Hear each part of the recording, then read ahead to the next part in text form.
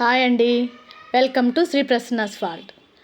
ఈరోజు ఒక సరికొత్త tasty hotel style paneer mushrooms baby corn curry చాలా టేస్టీగా ఉంటుందండి. ఒక్కసారి ట్రై చేసి చూడండి. ఫస్ట్ మష్రూమ్స్ క్లీన్ చేసుకొని ఆయిల్లో కొంచెం సేపు ఫ్రై చేసుకోవాలండి, సాల్ట్ వేసి. ఆ సాల్ట్ వేసి ఆయిల్ అంతా మళ్ళీ వాటర్ వచ్చినవన్నీ తీసేసి పారేసేయాలండి. ఇప్పుడు మళ్ళీ బేబీకార్న్ మళ్ళీ ఆయిల్ వేసి కొంచెం ఫ్రై చేసుకోవాలి, సాల్ట్ వేసుకోవాలండి.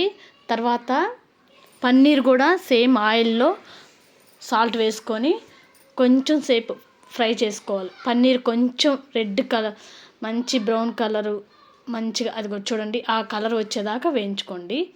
చాలా టేస్ట్గా ఉంటుందండి పన్నీర్ అలా వేయించుకుంటే. అదే బంట్లో కొంచెం ఆయిల్ వేసుకొని కొంచెం ఇలాచి, కొంచెం మొగ్గ, కొంచెం చెక్క, కొంచెం బిర్యానీ ఆకు, స్పైసెస్ వేసుకొని మంచిగా ఫ్రై అయినాక ఆనియన్స్ వేసుకోవాలండి. ఆనియన్స్ సన్నగా తరుక్కోవాలి. ఈ లోపల మనం మిక్సీకి కొంచెం టమోటో, అల్లం తెల్లగడ్డ పేస్టు, కొంచెం నువ్వులు వేసుకొని పేస్ట్ చేసుకోవాలి. ఆ పేస్టు ఆనియన్ మగ్గాక ఆ పేస్ట్ అందులో వేసుకొని చూడండి ఆయిల్ అంతా పైకి వచ్చినప్పుడు పసుపు వేసి ఒకసారి కలిపెట్టేసేసి మళ్ళీ మనకు సరిపడినంత కారం వేసుకోవాలి. సరిపడినంత కారం వేసుకొని ధనియాల పొడి కూడా వేసుకోవాలండి.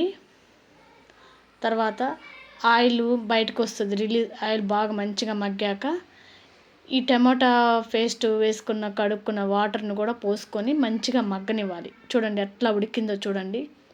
అట్లాగా తెల్లుతున్నప్పుడు ఇందాక అన్నీ ఫ్రై చేసుకున్నాం కదండి, అవన్నీ అందులో వేసేసుకోవాలి. అందులో వేసుకొని బాగా కలిపెట్టుకొని మూత పెట్టుకోవాలి.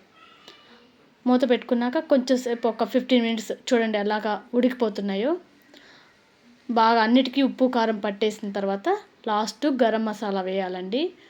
గరం మసాలా వేసినాక కొంచెం గరం మసాలా బాగా వేసాక కొంచెం కొత్తిమీర కూడా వేసుకోవాలి.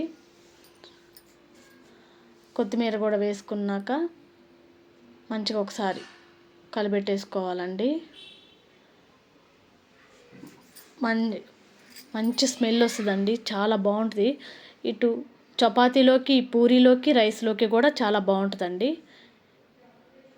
చూడండి లాస్ట్ ధనియాల పొడి వేసుకున్నాక మళ్ళీ ఇంకొకసారి కొత్తిమీర వేసుకున్నాక బాగా చిక్కబడింది చూడండి కర్రీ, చాలా బాగుంటుందండి. సబ్స్క్రైబ్ చేసుకోండి మా ఛానల్ని. Thank you.